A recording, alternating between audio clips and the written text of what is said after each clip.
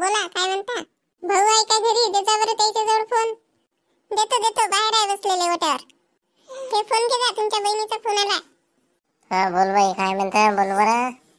काही नाही, मी बिमार आहे, माझी तब्येत नाही 2-4 दिवसापासून बरोबर. येतो म्हटलं मी तुमच्या घरी आराम करायला. आराम करायला येतो म्हणतो, दवाखाना करत नाही. दवाखाना करून ये. तुमचं तर घरच्या पाहुण्याचं तुझ्या सासऱ्याचं नेहमीच आहे तसं. दवाखाना करत ना काही नाही, मग दवाखान्याला पाठवून देता येते. एखाद्यापर्यंत साहजिक असते, पण हमेशा तसं असते का? आराम करायला म्हणशील तर ये, पण दवाखाना करून ये, मेडिकल आण, गोळ्या औषध आण आणि मग ये इथे.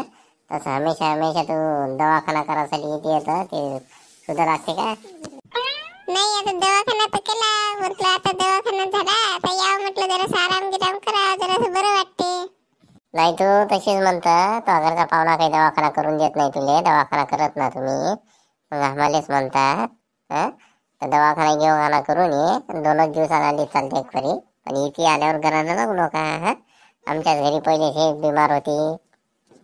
चला बापा, आपल्याला काही मंदात बोलायला फिरत नाही, आपलं काम करायला होतं पुरण मुकाट्यानं, नाही तर आपल्यावरच आणून टाकते माणूस. नाही, आराम करायला म्हणतो ते ये, मग येऊन जाय, तसं काही नाही. दवाखाना करून ये, इथे आराम कर असं म्हणून राहिलो मग मी. हो ना, येतो ना मग दवाखाना करून. बरं ठेवतो मग. चालले लेकर पतंग उडवाले.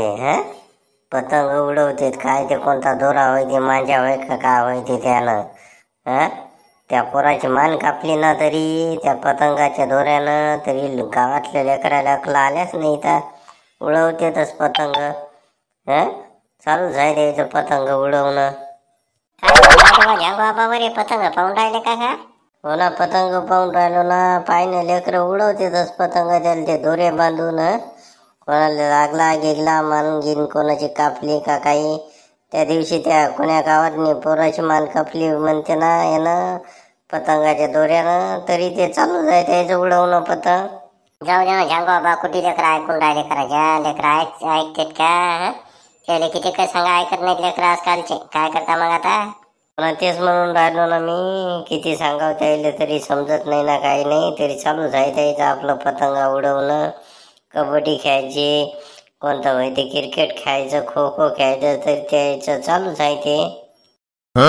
बरं जाऊ दे, कुठे चालला तू? काही नाही बाबा, चाललो मी इकडे तालुक्याले. ते बहीण येणार आहे, नाही बिमार होती म्हणे, येतो म्हणजे 2-4 दिवस आराम करायला. तिला आणायला चाललो ना. असं का? जाय दवाखाना केला असेल ना तिनं तिकडे. अजून आता केला का नाही केला का काय, ते केला असं करतो म्हणे दवाखाना. तेच म्हणलं, दवाखाना केला नसेल तर करून देतो. मला तिथं करायच लागणार आहे, नाही तर आपल्याला करायच लागणार आहे दवाखाना. मग काय करता? हो, करावंच लागते लेकी बाईचं, करावंच लागते ना लेकी बाईचं. हो ना, किती खेप कराव किती खेप करावं आपण दवाखाने, हे ते अडचणी किती खेप हाकावं आपण त्याच्या. साधी दवाखाने हे ते करायला पाहिजे ना. तिच्या सासू सासऱ्यानं सासऱ्याजवळ बघून पैसा आणि तिच्या काय कमी नाही ना घरी. पण ते आपल्यालाच म्हणते करा तुम्ही दवाखाने, ते बिमार पडले की इकडे पाठवते सुनीले. नाही, ते चुकते त्याचं. तसं नाही करायला पाहिजे. सुनवारी असो कोणी असो, ते आपल्या घरची बाई आहे ना, आपल्या घरची लक्ष्मी आहे ते. हो ना राजा, मग त्याचं असतं दिमाग ते माणसाले. बरं ये मग, जा. जातो आता, येतो गिटो आहे का ते पाहतो, जातो मी. हो, जाय.